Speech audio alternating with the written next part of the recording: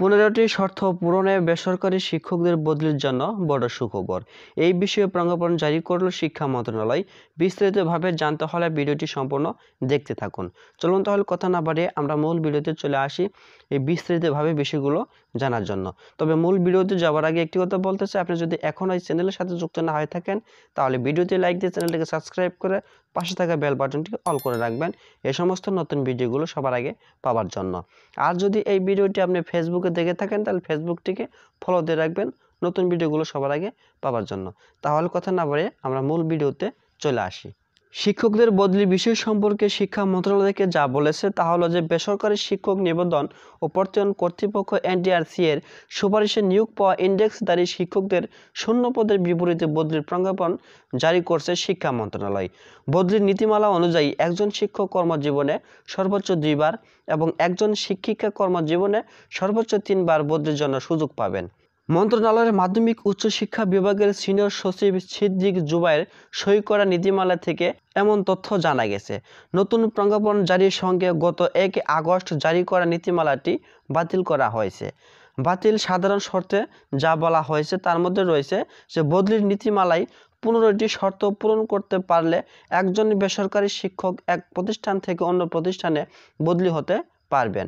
এর মধ্যে রয়েছে বেসরকারি শিক্ষক নিবন্ধন ও প্রত্যয়ন কর্তৃপক্ষ এনটিআরসি এর প্রতিষ্ঠান ভিত্তিক শূন্য পদের চাহিদা বা বিবরণ 15 সেপ্টেম্বরের মধ্যে অনলাইনে প্রকাশ করবে। সেই শূন্য পদের বিপরীতে মাধ্যমিক উচ্চ শিক্ষা অধিদপ্তর মাউসির বদলির আবেদন আহ্বান করবেন। সমপদে পদ শূন্য থাকা সাপেক্ষে বদলির জন্য 1 থেকে 30 অক্টোবরের মধ্যে অনলাইনে আবেদন করতে পারবে এবং কি 30 নভেম্বরের মধ্যে বদলির আদেশ জারি হবে। 30 ডিসেম্বরের মধ্যে নতুন কর্মস্থলে যোগদান সম্পন্ন হবে। আবেদনকারী শিক্ষক তার চাকরি আবেদনে উল্লেখ করা নিজ জেলার বদলির জন্য আবেদন করবেন। তবে নিজ জেলার পদ শূন্য না থাকলে নিজ বিভাগের যে কোনো জেলায় বিদ্যমান শূন্য পদের বিপরীতে বদলির জন্য আবেদন করতে পারবে। যে বদলির আবেদনের জন্য চাকরি 2 বছর পূর্ণ হতে হবে। বদলি হয়ে নতুন কর্মস্থলে যোগদানের পর ন্যূনতম 2 বছর কর্ম আয়োজিত থাকার পর পরবর্তী বদলির জন্য আবেদন করতে পারবে। একজন শিক্ষক কর্মজীবনে সর্বোচ্চ 2 বার বদলি হওয়ার সুযোগ পাবে এবং একজন শিক্ষিকা কর্মজীবনে সর্বোচ্চ 3 বার বদলি হওয়ার জন্য সুযোগ পাবেন। একটি শূন্য পদের জন্য একাধিক আবেদন পাওয়া গেলে জ্যেষ্ঠতা, নারী ও দ্রুত বিবেচনায় বদলির অনুমোদন করা হবে।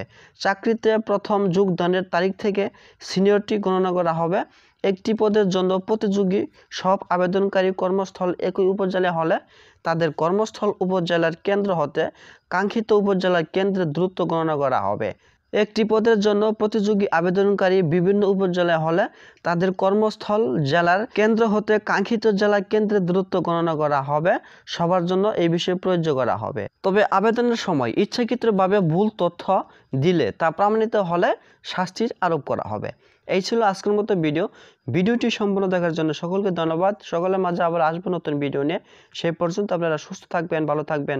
আল্লাহ হাফেজ।